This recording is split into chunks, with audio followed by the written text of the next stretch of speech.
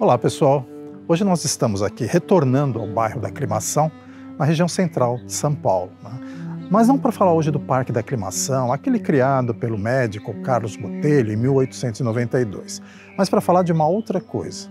Gostaria de compartilhar com vocês esta casa, uma casa diferente, né, que está instalada exatamente aqui no coração da Aclimação e que fala exatamente de uma vila colonial secreta, né? Nós vamos mostrar para vocês a residência, a antiga residência do senhor Rafoul de Rafoul, um descendente de libaneses, italianos, né, que aqui morou e faleceu aos 89 anos, em 2003. E ele era um colecionador. E aqui nós vamos encontrar muitas coisas interessantes que ele colecionou ao longo da sua vida, através das suas viagens, né? Um espaço completamente diferente e que destoa completamente das outras residências e moradias aqui da Aclimação. Sejam bem-vindos à Rafoulândia. Vem comigo.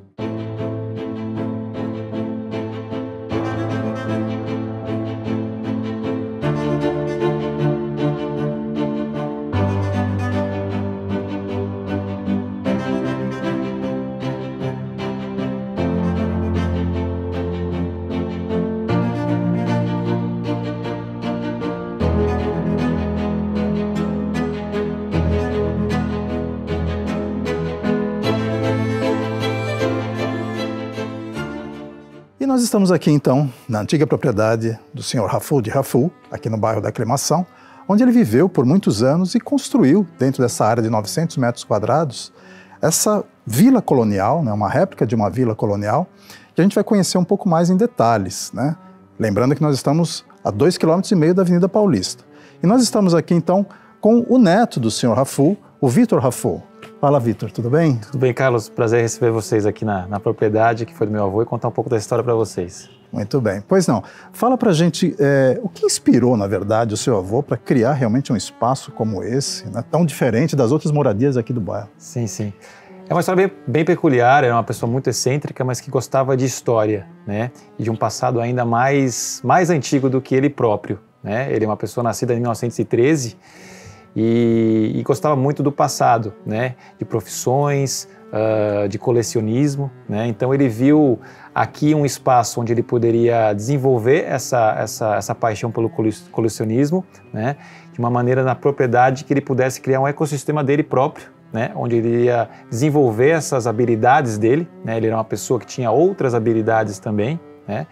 E enfim, e criar esse ecossistema que vocês vão ver, ou estão vendo agora, né? Que vai contar um pouquinho, né? A gente vai contar um pouquinho sobre isso aqui. A profissão dele se ocupava exatamente com o quê? Legal. Ele era um caixeiro viajante, tá, originalmente, e ele percorria principalmente os estados de São Paulo, Minas e Paraná, né?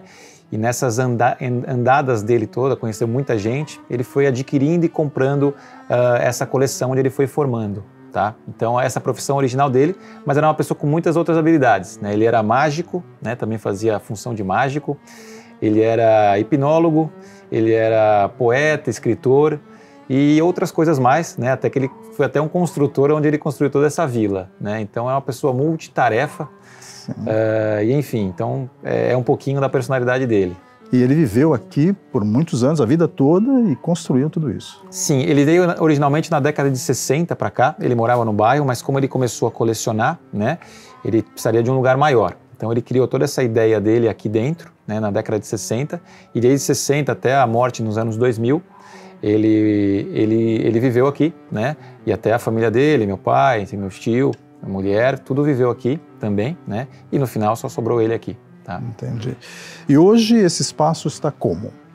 Hoje ele está desativado, né? É essa função que agora a gente quer dar uma função nova, procurar pessoas, né? Ou investidores que queiram explorar o local, que ele tem muita particularidade, muita personalidade, né? E São Paulo comporta muito bem locais assim dessa maneira, onde pode se construir um local multifuncional que sirva de vários propósitos, cultural, turístico, gastronômico, enfim, né? A gente está querendo explorar isso e com calma a gente está conversando com pessoas. Estamos abertos a muitas ideias também, se tiverem. Sem dúvida. Quer dizer, podemos dizer que, na verdade, isso é a materialização de um sonho, né? Isso parece que era uma ideia dele fixa de criar realmente isso e ele conseguiu, conquistou isso, não? Exato, exato. Ele criou do jeito que ele queria aqui, ele vivia muito bem isolado aqui dentro muitas vezes, né? Curtindo esse lugar que ele fez e a coleção toda, que são 4.000 objetos, que ele colecionou a vida inteira, né, de diversos segmentos, não tinha uma especificidade, né, esses objetos. Então são máquina de escrever, máquina de costura, armas, automotivo. Ele foi um dos primeiros colecionadores de carros antigos do Brasil, né? Então é uma coleção bem diversificada, onde ele explorou dentro desse lugar tudo isso. Aqui a gente consegue ver ainda um pouco do que sobrou da coleção, dos 4.000 objetos, hoje em mãos de outros colecionadores, né? Aqui a gente vê um raríssimo, talvez único, talvez a gente não consiga nunca mais ver, um afiador de gilete, um maquinário muito bonito. E aqui uma vitrola mais tradicional, uma vitrola da Victor RCA, do início do século passado. Então é um pouquinho mais a coleção dele. Nesse espaço aqui da vila, né, da réplica da Vila Colonial, o que você destaca? O que ele construiu, o que ele fez exatamente? Bacana, bacana. Ele fez uma réplica de uma vila colonial aqui dentro, né, onde a gente vai passear um pouco aí para vocês na reportagem. Existia a Casa da Marquesa, o Paço Municipal, a prisão, né, o convento, a senzala, uma igrejinha, né, onde ele tinha até a coleção de arte sacra dele, e o galpão, onde ele também faz parte disso, onde ele tinha toda a coleção dele, né, com os vitrais, enfim. Isso só a vila, né? E tem a outra parte que é a casa mesmo, onde ele também, vamos dizer, ele envelopou a casa dele, né, de uma maneira que parecesse colonial, mais antiga do que ela é realmente, né, dos 80 anos que ela tem. Aqui a gente pode observar um pouco mais desse começo da vila, né, onde a gente vai encontrar a Casa da Marquesa, uma réplica da Casa da Marquesa, a réplica do Paço Municipal.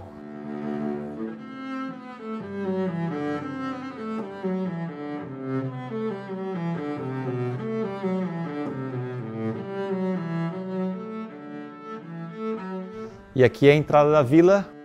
A gente vai encontrar 2 comércios. E depois a gente tem a praça inteira da vila, onde a gente vai encontrar a igreja, a senzala, o galpão onde era o museu dele.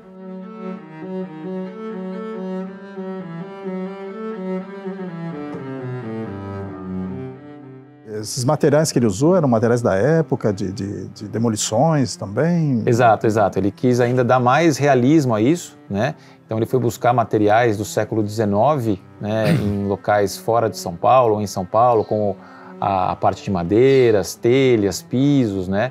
Tudo do século XIX, onde ele fez várias arquiteturas aí, engenharias faraônicas para poder trazer tudo isso nesse local. Todo esse edifício que vocês estão observando foi construído com material de época. Toda a parte de madeira, de demolição do século XIX, né? Foi uma obra faraônica para trazer eles até aqui, né? A história conta. O gradil em cima da porta, de 1875, toda a parte interna com tijolo, telha, enfim, toda a estrutura básica geral do edifício foi construído com material de época, onde dá mais originalidade, né, para todo o contexto da vila.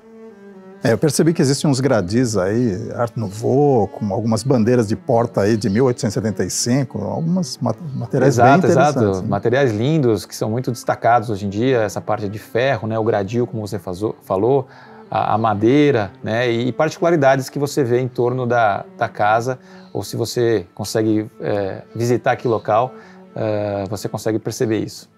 Perfeito. Lembrando que a casa não está aberta à visitação, gente. Nós estamos mostrando para vocês essa relíquia, né? Essa vila secreta aqui, mas ela ainda não está aberta. Vai estar, né? Vamos torcer para isso, mas ainda não está aberta. Vamos conhecer um pouquinho então da casa, um pouquinho desses detalhes da construção, bastante curiosos. Vamos lá.